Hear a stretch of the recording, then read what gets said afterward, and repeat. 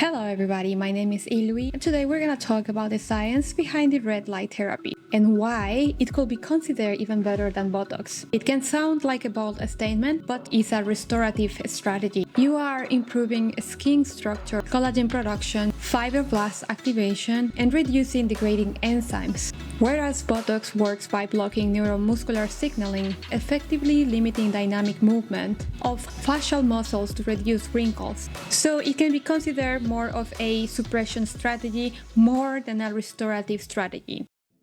First of all, what is red light therapy? Red light therapy, often called photobiomodulation or PBM, is the use of low-intensity red or near-infrared light, typically around 600 to 700 nanometers and 800 to 900 nanometers for near-infrared, and it is used to stimulate cellular function in the skin and other tissues. The key mechanism consists of the light photons penetrating into the dermis and getting absorbed by mitochondrial chromophores, specifically the cytochrome C oxidase, raising ATP production and modulating reactive oxygen species, as well as signaling pathways that off-regulate fibroblast activity, such as collagen synthesis.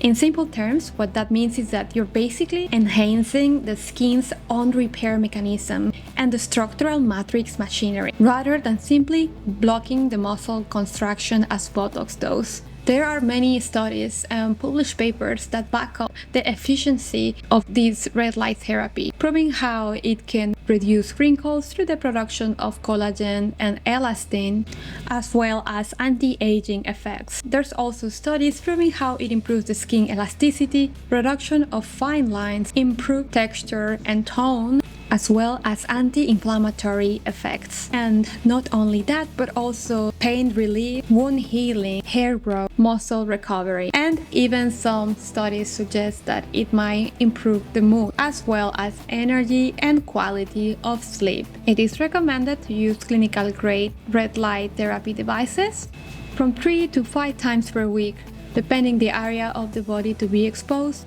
The best is always to follow the instructions of the manufacturer. One of my personal challenges for my skin were my eye bags, as my genetic predisposition is to have eye sagging, and eye sagging can have an impact in the eye bags. Thus, I follow a protocol that I created for me personally and science-based that alternates red light therapy with microneedling during the week. If you want to learn more about this protocol, I will leave the link below. If you are curious about some of the best brands for clinical grade red light therapy, I'll also share the link below. So now you know why red light therapy is a great restorative protocol for your skin and for your muscles.